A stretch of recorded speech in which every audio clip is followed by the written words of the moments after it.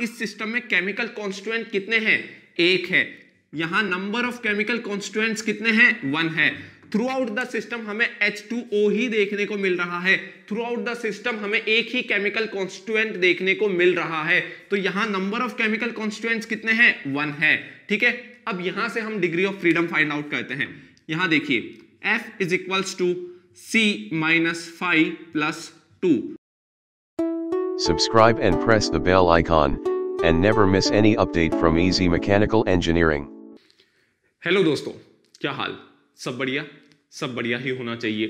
तो अपने previous lectures में हम कई टॉपिक्स के बारे में बात कर चुके हैं, जैसे कि सिस्टम सराउंडिंग बाउंड्री के बारे में हम बात कर चुके हैं, types of boundary, types of system, open system, close system, इनके बारे में हम डिस्कशन कर चुके हैं। थर्मोडायनेमिक प्रॉपर्टीज के बारे में हम बात कर चुके हैं, थर्मोडायनेमिक इक्विलिब्रियम के बारे में भी हमने डिस्कस कर लिया है, pure substances, aim of strain thermodynamics, process, path, state, reversible, irreversible process, इन सभी टॉपिक्स के बारे में हम अपने प्रीवियस लेक्चर्स में बात कर चुके हैं।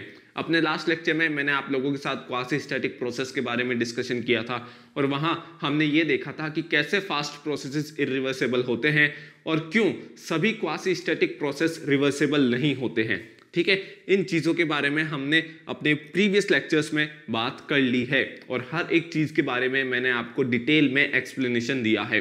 तो मेरी आप लोगों से यही रिक्वेस्ट है कि अगर आप में से किसी ने भी मेरे प्रीवियस लेक्चर्स नहीं देखे हैं तो प्लीज़ पहले आप जाके मेरे प्रीवियस लेक्चर्स देखिएगा, फिर आज का लेक्चर देखिएगा, क्योंकि हर एक लेक्चर एक दूसरे के साथ कनेक्टेड है। अगर आप आज का लेक्चर डायरेक्टली देख रहे हैं तो क्या पता आपको कुछ चीज़ें समझ में ना आए। तो जिन्होंने भी मेरे प्रीवियस लेक्चर्स नहीं देखे हैं तो उनके लिए मैंने थर्मोडायनेमिक्स प्लेलिस्ट का लिंक डिस्क्रिप्शन में दिया हुआ है। उस प्लेलिस्ट के लिंक पे जब आप क्लिक करेंगे तो आपको मेरे सारे के सारे वीडियोस सीरियल वाइज देखने को मिल जाएंगे। अब बात करते हैं आज के लेक्चर की। आज के इस लेक्चर में हम बात करने वाले हैं गिब्स फेस रूल की। ठीक है, लेकिन गिब्स फेस रूल को स्टार्ट करने से पहले मैं थोड़े से कंसेप्ट्स के बारे में आपसे डिस्कस करूंगा। ठीक है, यहां ध्यान दीजिए। मान लीजिए मेरे पास क्या है, एक सिस्टम है। मान लीजिए कि मेरे पास एक सिस्टम है जिसका कुछ प्रेशर है और कुछ वॉल्यूम है। ठीक है ना, मान लीजिए कि मेरे पास एक सिस्टम है जिसका कुछ प्रेशर है और कुछ वॉल्यूम है। इसमें से प्रेशर के बारे में मेरे को पता है लेकिन वॉल्यूम मेरे को पता नहीं है। ठीक है ना, प्रेशर और वॉल्यूम में से प्रेशर मुझे पता है, सिस्टम का प्रेशर मुझे पता है लेकिन वॉल्यूम पता नहीं है। ठीक है, तो यहां ध्यान दीजिए, प्रेशर कितना है, 10 यूनिट है, लेकिन वॉल्यूम मुझे पता नहीं है।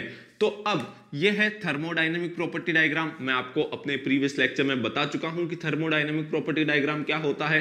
तो ये पीवी डायग्राम क्या है, थर्मोडायनेमिक प्रॉपर्टी डायग्राम। अब इस थर्मोडायनेमिक प्रॉपर्टी डायग्राम पे हमें पॉइंट मार्क करना है, यानी कि इस सिस्टम की स्टेट को मार्क करना है। ठीक है ना, मैंने क्या बताया था कि थर्मोडायनेमिक प्रॉपर्टी डायग्राम पे मार्क किया गया हर एक पॉइंट सिस्टम की स्टेट को शो करता है। मैं क्या कह रहा हूं, मुझे इस थर्मोडायनेमिक प्रॉपर्टी डायग्राम पे पॉइंट मार्क करना है, यानी कि इस सिस्टम की स्टेट को मार्क करना है। तो अब देखिए, क्या मैं इस सिस्टम की स्टेट को इस थर्मोडायनेमिक प्रॉपर्टी डायग्राम पे मार्क कर पाऊंगा। यहां देखिए, प्रेशर कितना है, 10 यूनिट है। ठीक है, हमें प्रेशर मालूम है, प्रेशर मालूम है। ठीक है, अब जो मैं पॉइंट मार्क करूंगा वो यहां पे भी हो सकता है, वो यहां पे भी हो सकता है, वो यहां पे भी हो सकता है, यहां पे भी हो सकता है, यहां पे हो सकता है, वो इस हॉरिजॉन्टल लाइन पे कहीं भी हो सकता है। जो मैं पॉइंट मार्क करूंगा वो इस हॉरिजॉन्टल लाइन पे कहीं भी हो सकता है। क्यों? क्योंकि हमें वॉल्यूम नहीं पता है, क्योंकि हमें वॉल्यूम नहीं पता है। अब जब हमें वॉल्यूम नहीं पता है तो हम सिस्टम की इस स्टेट को फिक्स नहीं कर पाएंगे। ठीक है ना, ध्यान से देखिए, हमें वॉल्यूम नहीं पता है। अगर आपको वॉल्यूम नहीं पता है तो ये जो पॉइंट है ये इस हॉरिजॉन्टल लाइन के अलोंग कहीं भी हो सकता है। ठीक है ना, ये पॉइंट यहां हो सकता है, यहां हो सकता है, यहां हो सकता है, यहां हो सकता है, यहां हो सकता है, कहीं भी इस हॉरिजॉन्टल लाइन पे कहीं भी हो सकता है ये पॉइंट। ठीक है, क्यों? क्योंकि हमें वॉल्यूम नहीं पता है। अगर हमें वॉल्यूम पता होता, मान लीजिए वॉल्यूम 5 यूनिट होता, अगर हमें वॉल्यूम पता होता तो हमारा पॉइंट फिक्स हो जाता, हमारा पॉइंट फिक्स हो जाता, ये हमारा फिक्स पॉइंट होता। ठीक है ना, फिक्स पॉइंट होता, यानी कि पॉइंट फिक्स हो जाता, यानी कि हमारी स्टेट फिक्स हो जाती। लेकिन अगर हमें वॉल्यूम ही नहीं पता है, अगर हमें वॉल्यूम ही नहीं पता है तो क्या हम इस पॉइंट को फिक्स कर पाएंगे? नहीं। ठीक है, यानी कि हम पॉइंट को फिक्स नहीं कर पा रहे हैं। इसका मतलब क्या है कि हम सिस्टम की स्टेट को फिक्स नहीं कर पा रहे हैं। हम सिस्टम की स्टेट को फिक्स नहीं कर पा रहे हैं। ठीक है ना, हम सिस्टम की स्टेट को फिक्स नहीं कर पा रहे हैं। अब ध्यान दीजिए, तो यहां से हमें एक चीज मालूम चलती है कि सिस्टम की स्टेट को फिक्स करने के लिए या सिस्टम की कंडीशन को बताने के लिए हमें कुछ मिनिमम नंबर ऑफ प्रॉपर्टीज के बारे में पता होना चाहिए। अगर हमें मिनिमम नंबर ऑफ प्रॉपर्टीज के बारे में नहीं पता है तो हम सिस्टम की कंडीशन या फिर सिस्टम की स्टेट को फिक्स नहीं कर पाएंगे, हम सिस्टम की कंडीशन नहीं बता पाएंगे। ठीक है, यहां हमें सिर्फ प्रेशर के बारे में पता है, यहां हमें वॉल्यूम के बारे में नहीं पता है, यहां हमें वॉल्यूम के बारे में नहीं पता है। तो हमें उतनी मिनिमम प्रॉपर्टीज नहीं पता है जिनकी मदद से हम इस सिस्टम की स्टेट को फिक्स कर सकते हैं। ठीक है, अगर हमें वॉल्यूम भी पता होता तो हम इस सिस्टम की स्टेट को यानी कि इस पॉइंट को फिक्स कर पाते। ठीक है ना, लेकिन यहां हमें वॉल्यूम नहीं पता है और वॉल्यूम नहीं पता है इसलिए हम सिस्टम की स्टेट को फिक्स नहीं कर पा रहे हैं। तो कुछ मिनिमम नंबर ऑफ प्रॉपर्टीज की हमेशा हमें रिक्वायरमेंट होती है सिस्टम की स्टेट या सिस्टम की कंडीशन को फिक्स करने के लिए, और उन्हीं मिनिमम नंबर ऑफ प्रॉपर्टीज को हम क्या कहते हैं? डिग्री ऑफ फ्रीडम कहते हैं। तो डिग्री ऑफ फ्रीडम क्या होता है? डिग्री ऑफ फ्रीडम क्या होता है? Minimum number of properties, minimum number of properties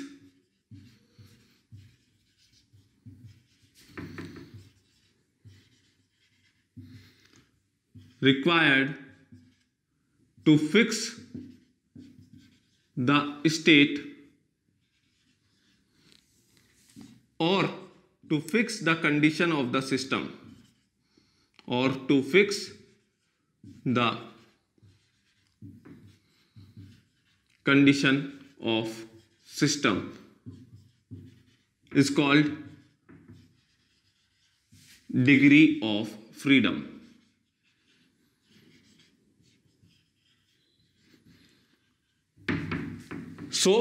कितनी मिनिमम नंबर ऑफ प्रॉपर्टीज की हमें रिक्वायरमेंट है सिस्टम की स्टेट को फिक्स करने में? ठीक है ना, उसी चीज को हम क्या कहते हैं? डिग्री ऑफ फ्रीडम कहते हैं। Minimum number of properties required to fix the state और to fix the condition of system is called degree of freedom. ठीक है ना, टू फिक्स द स्टेट और to fix the condition of system is called degree of freedom. ठीक है ना, तो कितनी मिनिमम नंबर ऑफ प्रॉपर्टीज की हमें रिक्वायरमेंट है सिस्टम की स्टेट या सिस्टम की कंडीशन को फिक्स करने के लिए, उसी को हम डिग्री ऑफ फ्रीडम कहते हैं। ठीक है, यहां हमें इस सिस्टम के लिए दो मिनिमम नंबर ऑफ प्रॉपर्टीज की रिक्वायरमेंट है। ठीक है ना, कितनी? हमें प्रेशर चाहिए, वॉल्यूम चाहिए, तो हम इस सिस्टम की कंडीशन को फिक्स कर लेंगे, इस सिस्टम की स्टेट को फिक्स कर लेंगे। अगर हमें यहाँ वॉल्यूम पता होता तो हम इस सिस्टम की कंडीशन को फिक्स कर लेते, इस सिस्टम की स्टेट को फिक्स कर लेते। ठीक है, तो इस तरीके से हमें हर एक सिस्टम के लिए पता लगाना जरूरी होता है कि उस पर्टिकुलर सिस्टम के लिए हमें कितने नंबर ऑफ प्रॉपर्टीज की रिक्वायरमेंट है उसकी कंडीशन या उसकी स्टेट को फिक्स करने के लिए। ठीक है ना, तो यही चीज हमें बताई थी गिब्स ने। ठीक है, एक अमेरिकन फिजिसिस्ट थे J.W. गिब्स, एक अमेरिकन फिजिसिस्ट थे J.W. गिब्स, जिन्होंने 1875 से 78 के बीच थर्मोडायनेमिक्स के अपने पेपर्स में फेज रूल के बारे में बताया था। उन्होंने ये बताया था कि किस तरीके से हम किसी सिस्टम का डिग्री ऑफ फ्रीडम फाइंड कर सकते हैं। ठीक है ना, एक अमेरिकन फिजिसिस्ट थे J.W. गिब्स, जिन्होंने 1875 से 78 के बीच पब्लिश हुए उनके थर्मोडायनेमिक्स के पेपर्स में फेज रूल के बारे में डिस्कशन किया था। फेज रूल क्या था? उस फेज रूल में उन्होंने बताया था कि किस तरीके से हम किसी सिस्टम की डिग्री ऑफ फ्रीडम पता कर सकते हैं, किस तरीके से हम ये पता कर सकते हैं कि किसी पर्टिकुलर सिस्टम को कितने नंबर ऑफ प्रॉपर्टीज की रिक्वायरमेंट है उसकी स्टेट को फिक्स करने के लिए। ठीक है ना, तो यही बात की थी J.W. गिब्स ने, और जो J.W. गिब्स ने इन्होंने जो फेज रूल दिया था उसी को हम क्या कहते हैं? गिब्स फेज रूल कहते हैं। गिब्स फेज रूल के अकॉर्डिंग, गिब्स फेज रूल के अकॉर्डिंग क्या होता है, यहां लिख देता हूं मैं।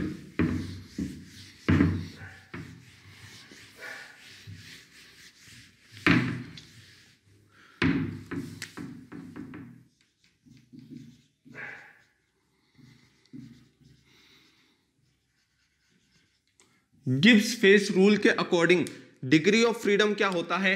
डिग्री ऑफ फ्रीडम को हम F से शो करते हैं और डिग्री ऑफ फ्रीडम होता है C माइनस 5 प्लस 2। ठीक है ना? गिब्स फेस रूल के अकॉर्डिंग डिग्री ऑफ फ्रीडम का फॉर्मूला होता है C माइनस 5 प्लस 2। इधर F क्या है? डिग्री ऑफ फ्रीडम है।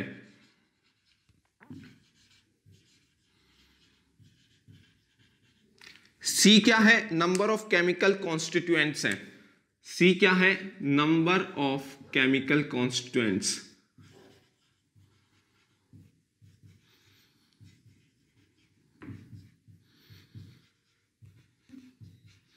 और phi क्या है? Number of phases. phi क्या है? Number of phases.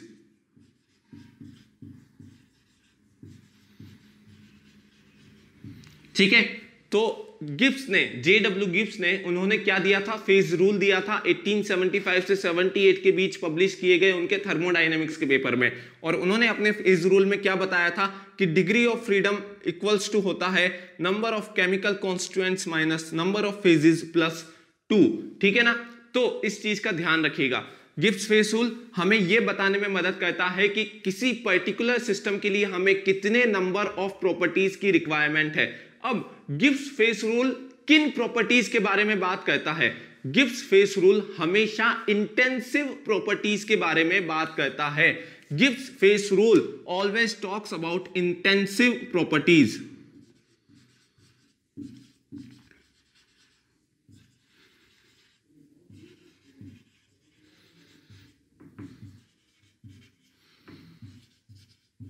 Gibbs face rule में हम हमेशा इंटेंसिव प्रॉपर्टीज के बारे में बात करते हैं। इस चीज को मैं स्पेसिफाई कर रहा हूं। ठीक है, एक्सटेंसिव प्रॉपर्टीज के लिए गिब्स फेस रूल नहीं है। ठीक है ना? खाली इंटेंसिव प्रॉपर्टीज के लिए गिब्स फेस रूल है।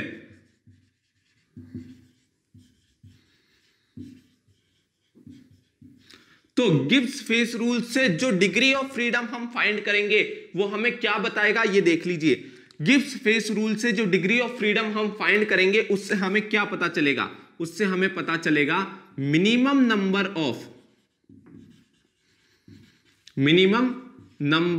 Of independent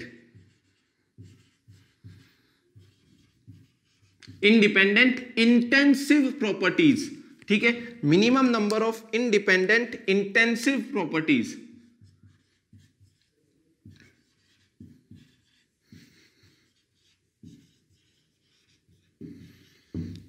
required to fix the state of a system।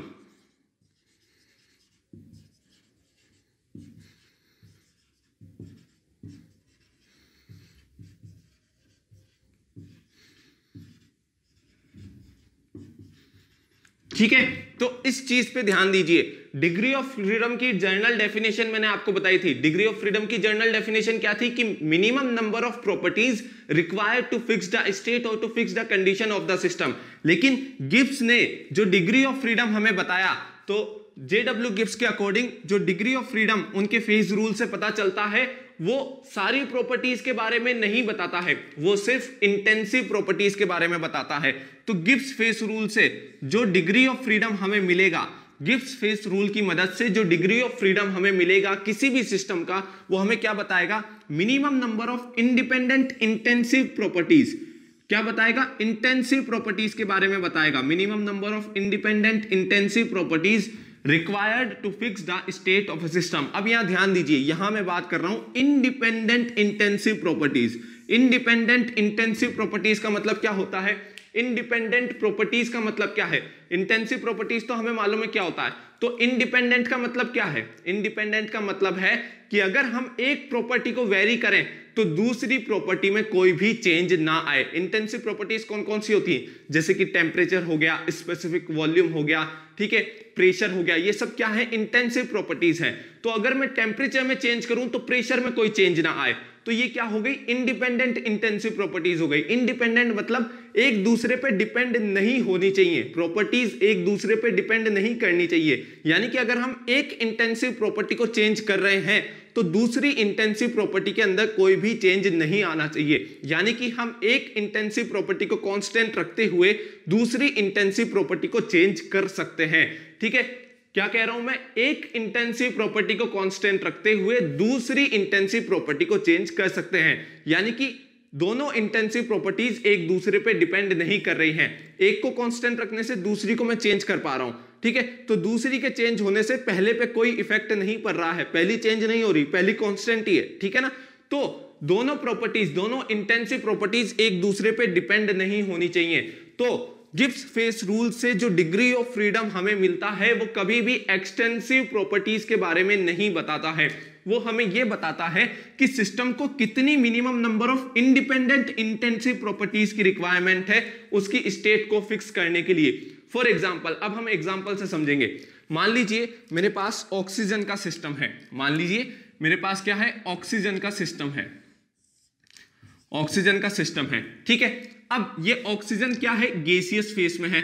ठीक है ना, ये गैस है तो गैसियस फेस में है, तो throughout the system gas ही भरी हुई है।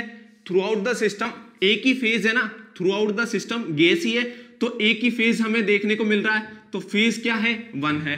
ठीक है, अब through out the system chemical constituent कितना है, एक ही है। थ्रू आउट द सिस्टम हमें O2 ही देखने को मिल रही है, थ्रू आउट द सिस्टम हमें O2 ही देखने को मिल रही है, तो केमिकल कॉन्स्टिट्यूएंट कितने हैं, 1 है। ठीक है, अब हमें डिग्री ऑफ फ्रीडम फाइंड करना है। डिग्री ऑफ फ्रीडम का फॉर्मूला क्या होता है, F equals to C minus 5 plus 2, C minus 5 plus 2। अब देखिए केमिकल कॉन्स्टिट्यूएंट्स कितने हैं, केमिकल कॉन्स्टिट्यूएंट्स कितने हैं, 1 है।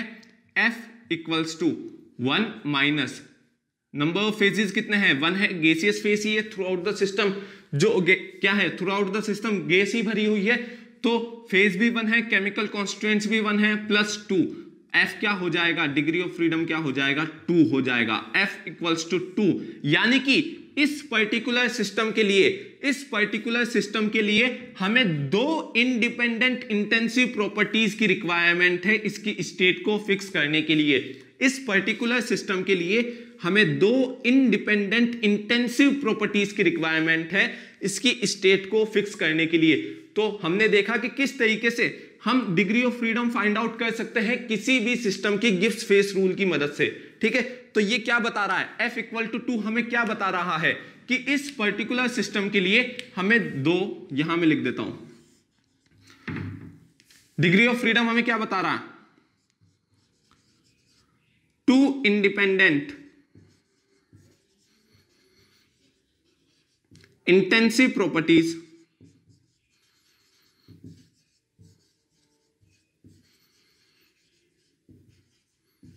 are required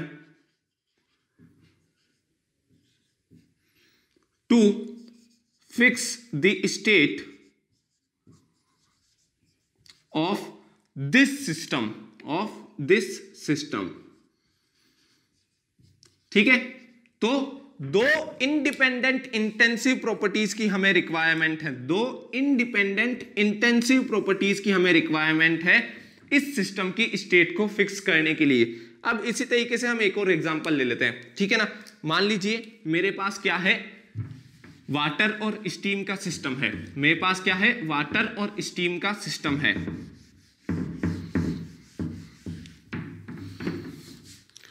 अभी इस केस में हमने क्या देखा, इस केस में हमने देखा कि अगर नंबर ऑफ फेजेस 1 है, ठीक है, अभी जो मैंने केस बताया था उस केस में हमने क्या देखा था, नंबर ऑफ फेज क्या था, 1 था, तो डिग्री ऑफ फ्रीडम हमें कितना मिला था, 2 मिला था। ठीक है, अगर नंबर ऑफ फेजेस 1 है तो नंबर ऑफ फेज 1 है तो डिग्री ऑफ फ्रीडम कितना था, 2 था। अब देखिए मान लीजिए मेरे पास एक और एग्जांपल ले रहा हूं, मान लीजिए मेरे पास क्या है, स्टीम वाटर का सिस्टम है। ठीक है, स्टीम और वाटर का सिस्टम है।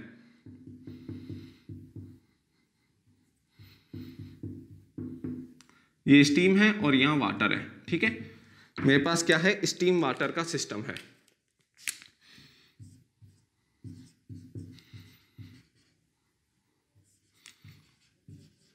ठीक है, वाटर का केमिकल फॉर्मूला क्या होता है, H2O। स्टीम का केमिकल फॉर्मूला भी क्या होता है, H2O।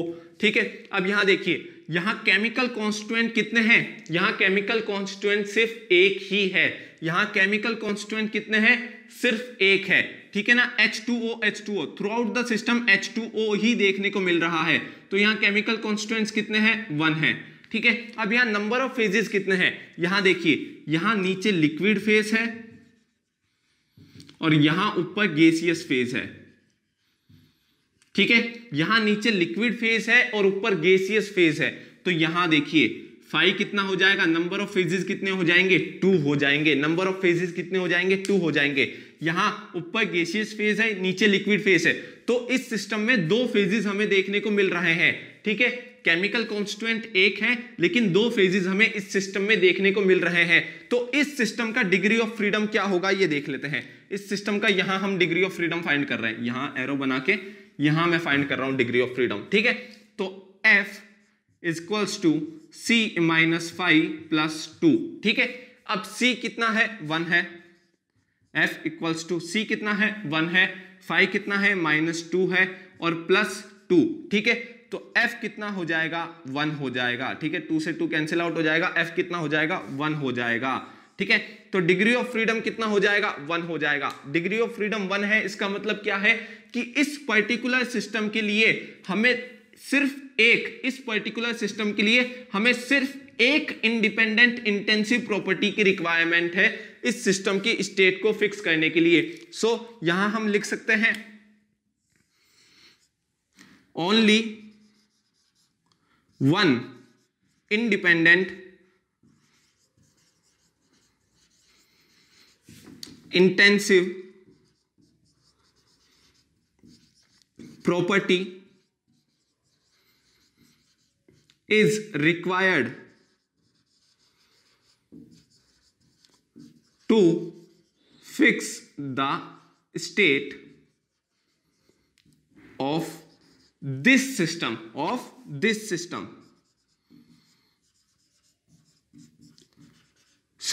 इस सिस्टम की स्टेट को फिक्स करने के लिए हमें सिर्फ एक इंडिपेंडेंट इंटेंसिव प्रॉपर्टी की रिक्वायरमेंट है।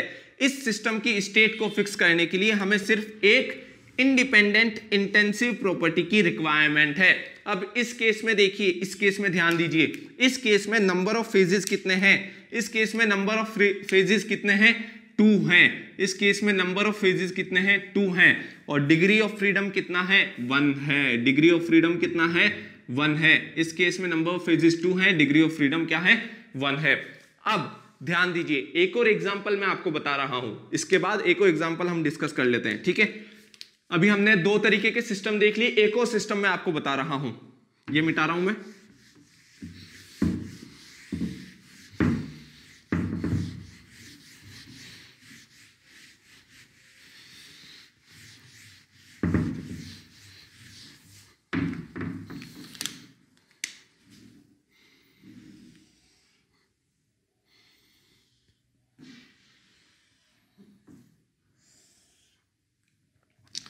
ठीक है, मान लीजिए मेरे पास एक सिस्टम है जिसमें आइस भी है, वाटर भी है और स्टीम भी है, ठीक है।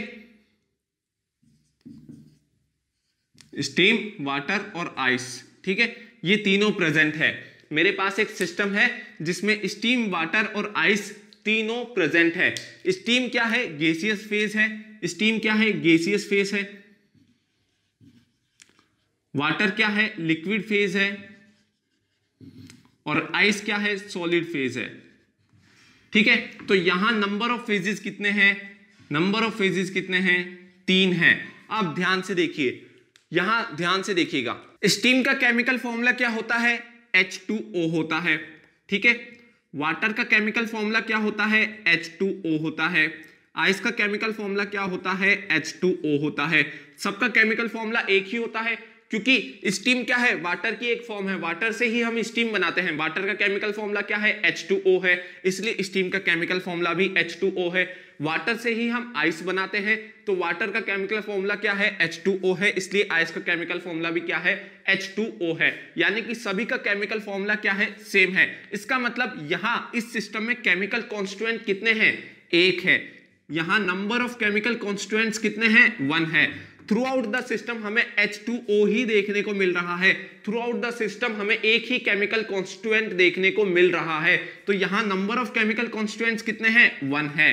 ठीक है, अब यहां से हम degree of freedom find out करते हैं। यहां देखिए F is equals to C minus 5 plus 2। F is equals to C कितना है? 1 है, माइनस 5 कितना है? 3 है, plus 2। F is equals to minus 2 plus 2। F is equals to 0। ठीक है, F इज इक्वल्स टू 0। अब इस चीज पे ध्यान दीजिएगा, F कितना आ रहा है यहां? सॉरी, F कितना आ रहा है यहां? यहां F आ रहा है 0। ठीक है, यहां F आ रहा है 0। अब आपको मैं एक इंपॉर्टेंट चीज बताऊंगा जो आपके आगे भी काम आएगी। प्रॉपर्टीज ऑफ प्योर सब्सटेंस में भी हम उस चीज के बारे में बात करेंगे। यहां ध्यान से देखिए, यहां वाटर की तीनों फॉर्म्स हमें देखने को मिल रही है, यानी कि हमें लिक्विड फॉर्म भी देखने को मिल रही है, हमें गैसियस फॉर्म भी देखने को मिल रही है, हमें सॉलिड फॉर्म भी देखने को मिल रही है, यानी कि हमें यहां तीनों फेजेस एक साथ देखने को मिल रहे हैं। इस सिस्टम में हमें वाटर के तीनों फेजेस एक साथ देखने को मिल रहे हैं। हमें वाटर देखने को मिल रहा है, हमें स्टीम देखने को मिल रहा है, हमें आइस देखने को मिल रही है। और जब भी सिस्टम में हमें किसी भी सब्सटेंस के तीनों फेजेस एक साथ देखने को मिलते हैं तो उस केस को हम ट्रिपल पॉइंट कहते हैं। सिस्टम की उस स्टेट को हम क्या कहते हैं? ट्रिपल पॉइंट कहते हैं। वापस बता देता हूं, जब भी हमें सिस्टम में किसी भी सब्सटेंस के तीनों फेजेस यानी कि लिक्विड फेज, सॉलिड फेज और गैसियस फेज एक साथ देखने को मिलते हैं तो सिस्टम की उस पर्टिकुलर स्टेट को हम ट्रिपल पॉइंट कहते हैं। सिस्टम की उस पर्टिकुलर स्टेट को हम ट्रिपल पॉइंट कहते हैं। ऑक्सीजन के केस में भी हमें ऑक्सीजन का अगर लिक्विड फेज, सॉलिड फेज और गैसियस फेज एक साथ देखने को मिल रहा है तो वो ऑक्सीजन का ट्रिपल पॉइंट होगा। ठीक है, कार्बन डाइऑक्साइड के केस में हमें कार्बन डाइऑक्साइड का लिक्विड फेज, सॉलिड फेज और गैसियस फेज एक साथ देखने को मिल रहा है तो वो कार्बन डाइऑक्साइड का ट्रिपल पॉइंट होगा। ठीक है, तो यहां देखिए, यहां हमें वाटर का लिक्विड फेज, गैसियस फेज और सॉलिड फेज एक साथ देखने को मिल रहा है तो ये ट्रिपल पॉइंट स्टेट है। किसकी? वाटर की। ये ट्रिपल पॉइंट स्टेट किसकी है? वाटर की है। तो इस स्टेट को हम क्या कहते हैं? सिस्टम की इस स्टेट को जिसमें तीनों फेजेस किसी सब्सटेंस के एक साथ देखने को मिलते हैं, सिस्टम की उस स्टेट को हम क्या कहते हैं? ट्रिपल पॉइंट कहते हैं। यहां हमें वाटर के तीनों फेजेस एक साथ देखने को मिल रहे हैं। हमें वाटर भी देखने को मिल रहा है, हमें आइस भी देखने को मिल रहा है, हमें स्टीम भी देखने को मिल रहा है। तो ये क्या है? वाटर की ट्रिपल पॉइंट स्टेट है। वाटर की ट्रिपल पॉइंट स्टेट है। इस स्टेट को हम क्या कहेंगे? ट्रिपल पॉइंट कहेंगे। इस स्टेट को हम क्या कहेंगे? ट्रिपल पॉइंट कहेंगे। ट्रिपल पॉइंट कहेंगे। ठीक है ना, इस स्टेट को हम क्या कहेंगे? ट्रिपल पॉइंट कहेंगे। ये क्या है? Triple point state of water.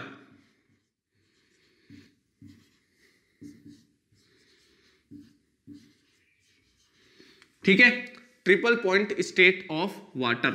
तो अब यहां ध्यान से देखिए, यहां F इज इक्वल्स टू 0 आ रहा है, यहां F इज इक्वल्स टू 0 आ रहा है। इसका मतलब क्या है? F इज इक्वल्स टू 0 का मतलब यह है कि no independent intensive properties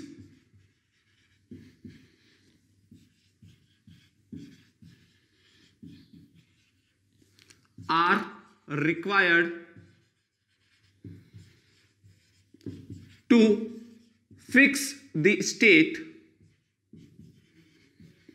of a system at triple point.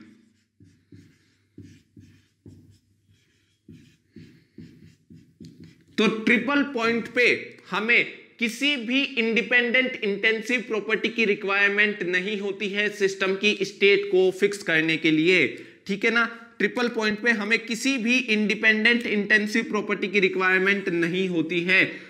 Triple point पे हमें किसी भी इंडिपेंडेंट इंटेंसिव प्रॉपर्टी की रिक्वायरमेंट नहीं होती है सिस्टम की स्टेट को फिक्स करने के लिए। No independent intensive properties are required to fix the state of a system at triple point. Triple point खुद में ही एक स्टेट है। ट्रिपल पॉइंट क्या है? एक यूनिक स्टेट है। Triple point is a unique state.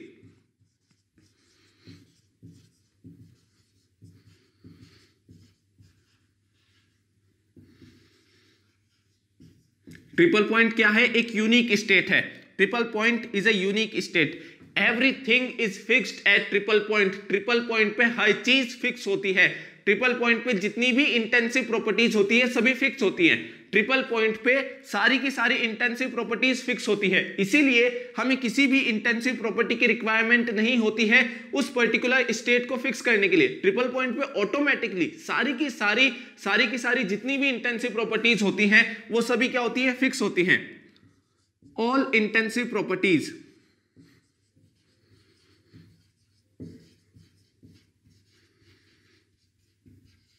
like temperature, pressure, etc. are fixed at triple point.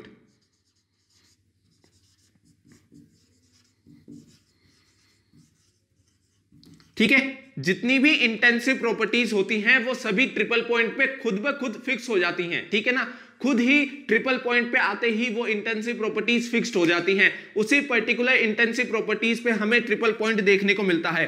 तो इस कारण से ही हमें किसी भी इंटेंसिव प्रॉपर्टी की रिक्वायरमेंट नहीं होती है सिस्टम की स्टेट को फिक्स करने के लिए। खुद ब खुद वहां सारी की सारी इंटेंसिव प्रॉपर्टीज अपने आप ही फिक्स होती हैं। ट्रिपल पॉइंट पे सारी की सारी इंटेंसिव प्रॉपर्टीज अपने आप ही फिक्स होती हैं और इसीलिए हमें किसी भी इंटेंसिव प्रॉपर्टी की रिक्वायरमेंट नहीं होती सिस्टम की इस स्टेट को, ट्रिपल पॉइंट स्टेट को फिक्स करने के लिए। ठीक है, फॉर एग्जाम्पल यहां देखिए, अगर मैं वाटर की बात करता हूं तो वाटर का ट्रिपल पॉइंट टेम्परेचर होता है, वाटर का ट्रिपल पॉइंट टेम्परेचर होता है 0.01 डिग्री सेंटीग्रेड, यानी कि 273.16 केल्विन। इसी तरीके से वाटर का ट्रिपल पॉइंट प्रेशर होता है 0.00613 बार। ठीक है, तो इसी पर्टिकुलर टेम्परेचर, इसी पर्टिकुलर प्रेशर पे आपको ये स्टेट देखने को मिलेगी वाटर की। अगर आप इस टेम्परेचर को चेंज करेंगे या इस प्रेशर को भी चेंज करेंगे तो आपको ये स्टेट देखने को नहीं मिलेगी।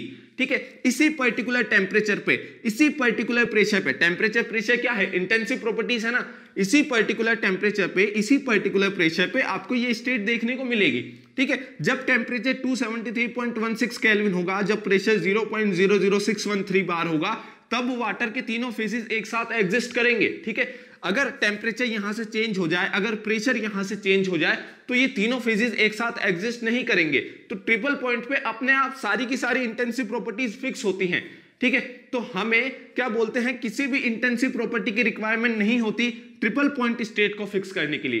तो अब यहां ध्यान दीजिएगा, ट्रिपल पॉइंट के ऊपर, ट्रिपल पॉइंट स्टेट पे सारी की सारी जो प्रॉपर्टीज होती हैं, सारी की सारी जो इंटेंसिव प्रॉपर्टीज होती हैं, ये अपने आप ही फिक्स होती हैं। अगर आप इनको चेंज करेंगे तो आपको ट्रिपल पॉइंट स्टेट देखने को ही नहीं मिलेगी। ठीक है, इस चीज का ध्यान रखिएगा। ट्रिपल पॉइंट के बारे में अभी यहां मैं इतना सा ही एक्सप्लेनेशन दूंगा, क्योंकि ट्रिपल पॉइंट के बारे में प्रॉपर्टीज ऑफ प्योर सब्सटेंस में आपको डिटेल में बताऊंगा। अगर आपको यहां समझ में नहीं आया है तो कोई बात नहीं, प्रॉपर्टीज ऑफ प्योर सब्सटेंस में मैं आपको बिल्कुल डिटेल में बताऊंगा ट्रिपल पॉइंट क्या होता है। ठीक है ना, तो ठीक है, ये हमने देख लिया। अब यहां ध्यान से देखिए, यहां नंबर ऑफ फेजेस कितने थे? 3 थे। यहां नंबर ऑफ फेजेस कितने थे? 3 थे। और डिग्री ऑफ फ्रीडम कितना है? 0 है। डिग्री ऑफ फ्रीडम कितना है? 0 है। तो अब यहां ध्यान दीजिए, जैसे जैसे नंबर ऑफ फेजेस इंक्रीज हो रहे हैं, डिग्री ऑफ फ्रीडम डिक्रीज हो रहा है।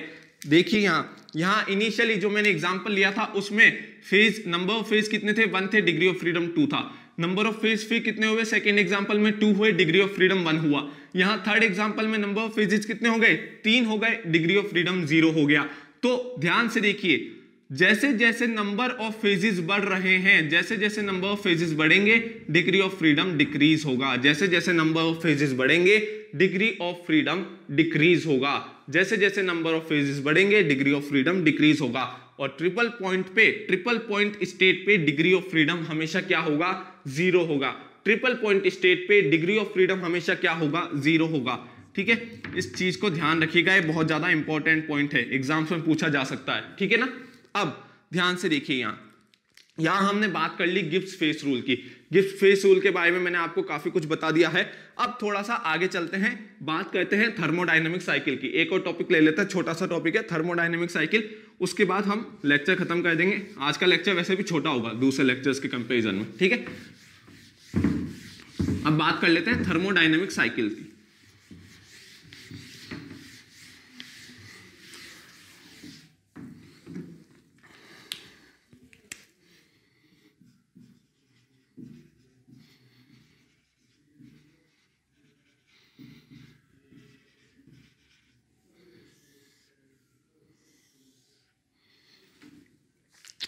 ठीक है, थर्मोडायनेमिक साइकिल क्या होता है?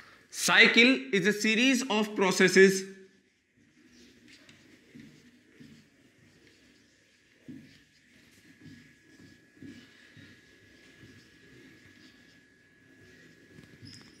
so that our system is brought back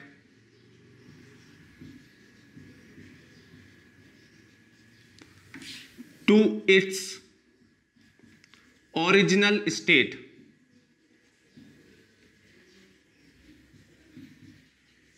ठीक है, साइकिल क्या होता है? प्रोसेसेस की एक सीरीज होती है। साइकिल क्या होती है? प्रोसेसेस की एक सीरीज होती है जिसके कारण हमारा सिस्टम वापस उसकी इनिशियल स्टेट पे आ जाता है। फॉर एग्जांपल यहां देखिए,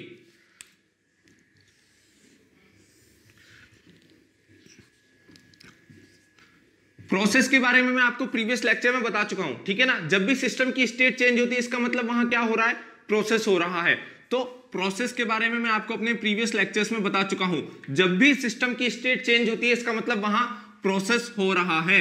अब ये देखिए, change in state of A system is called process. ठीक है, ये मैं प्रीवियस लेक्चर्स में भी बता चुका हूं। मान लीजिए सिस्टम स्टेट 1 पे है, ठीक है, सिस्टम स्टेट 1 से स्टेट 2 पे आ रहा है, सिस्टम स्टेट 1 से स्टेट 2 पे आ रहा है। इसका मतलब यहां प्रोसेस हो रहा है क्योंकि सिस्टम की स्टेट चेंज हो रही है। सिस्टम स्टेट 1 से स्टेट 2 पे आ रहा है। अब सिस्टम स्टेट 1 से स्टेट 2 पे आ रहा है तो यहां कौन सा प्रोसेस हो रहा है? प्रोसेस 1 2। तो अब देखिए, अब हम बात कर रहे हैं साइकिल की। साइकिल में सिस्टम वापस अपनी इनिशियल स्टेट पे चले जाता है। सिस्टम की इनिशियल स्टेट क्या थी? स्टेट 1। अब वापस क्या होगा? यहां से एक और प्रोसेस होगा जिसके कारण सिस्टम वापस अपनी इनिशियल स्टेट पे आ जाएगा। तो प्रोसेस 1 2 और प्रोसेस 2 1। ठीक है, सिस्टम जब स्टेट 2 से स्टेट 1 पे जाएगा तो प्रोसेस क्या हो जाएगा? प्रोसेस 2 1। सिस्टम जब स्टेट 1 से स्टेट 2 पे आएगा तो प्रोसेस 1 2। सिस्टम जब स्टेट 2 से स्टेट 1 पे जाएगा तो प्रोसेस 2 1। तो अब देखिए, ये क्या है? एक साइकिल है। Cycle is a series of processes. यहां दो प्रोसेस एक साथ हो रहे हैं, ठीक है ना। यहां दो प्रोसेसेस हो रहे हैं, सीरीज ऑफ प्रोसेसेस। साइकिल में कभी भी एक प्रोसेस नहीं होगा, मिनिमम 2 प्रोसेस तो होंगे ही होंगे किसी भी साइकिल में। इस चीज का ध्यान रखना, minimum 2 processes are there in a cycle। ठीक है, मिनिमम 2 प्रोसेसेस साइकिल में होंगे, मिनिमम 2 प्रोसेसेस साइकिल में होंगे, ठीक है ना। सिंगल प्रोसेस से कभी भी साइकिल नहीं हो सकती, सिंगल प्रोसेस से सिर्फ स्टेट चेंज होगी। ठीक है, अब देखिए, सिस्टम स्टेट 1 पे था, प्रोसेस 1 2 हुआ, सिस्टम स्टेट 2 पे आ गया। सिस्टम स्टेट 2 पे था, प्रोसेस 2 1 के दौरान सिस्टम वापस अपनी स्टेट 1 पे आ गया, यानी कि सिस्टम वापस अपनी इनिशियल स्टेट पे आया। पहले सिस्टम इनिशियल स्टेट पे था, स्टेट 1 से स्टेट 2 पे गया, फिर अब स्टेट 2 से वापस अपनी इनिशियल स्टेट यानी कि स्टेट 1 पे आ गया। तो cycle is a series of processes so that our system is brought back to its original state. Original state क्या थी? स्टेट 1 थी। ठीक है, तो ये क्या है? 2 प्रोसेस साइकिल है। यहां 2 प्रोसेस हो रहे हैं ना, प्रोसेस 1 2 और प्रोसेस 2 1। तो ये क्या है? 2 प्रोसेस साइकिल है। ठीक है, इस तरीके से 3 प्रोसेस साइकिल भी होती है। ये देखिए, 1 2 3, प्रोसेस 1 2, प्रोसेस 2 3, प्रोसेस 3 1। ठीक है, ये क्या है? 3 प्रोसेस साइकिल है। प्रोसेस 1 से 2, 2 से 3, 3 से 1, सिस्टम वापस अपनी इनिशियल स्टेट पे आ रहा है। तो ये क्या है? एक साइकिल है। और क्या है? 3 प्रोसेस साइकिल है। 3 प्रोसेस साइकिल है। ठीक है, इसी तरीके से 4 प्रोसेस साइकिल भी होती है। 4 प्रोसेस साइकिल भी होती है जिसमें 4 प्रोसेसेस हो रहे हो, तो वो कौन सी हो जाएगी? 4 प्रोसेस साइकिल हो जाएगी। ठीक है, 1 2 3 4, प्रोसेस 1 2, प्रोसेस 2 3, प्रोसेस 3 4 और प्रोसेस 4 1, 1 से 2, 2 से 3, 3 से 4 और 4 से 1। सिस्टम वापस अपनी इनिशियल स्टेट पे आ रहा है, ठीक है। तो ये क्या है, एक साइकिल है, और कौन सी है, 4 प्रोसेस साइकिल है, 4 प्रोसेस साइकिल है, ठीक है। तो इस तरीके से 2 प्रोसेस साइकिल होती है, 3 प्रोसेस साइकिल होती है, 4 प्रोसेस साइकिल होती है।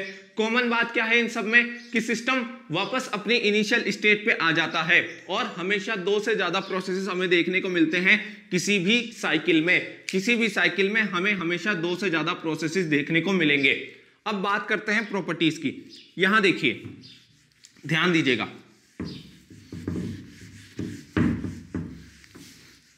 मान लीजिए कि इस स्टेट पे, स्टेट 1 पे सिस्टम का प्रेशर क्या है, 10 यूनिट है, और सिस्टम का वॉल्यूम क्या है, 5 यूनिट है, ठीक है। स्टेट 1 पे सिस्टम का प्रेशर क्या है, 10 यूनिट है इनिशियल प्रेशर, और वॉल्यूम क्या है, इनिशियल वॉल्यूम क्या है, 5 यूनिट है, ठीक है। अब सिस्टम स्टेट 1 से स्टेट 2 पे आया और वापस स्टेट 2 से स्टेट 1 पे आ गया।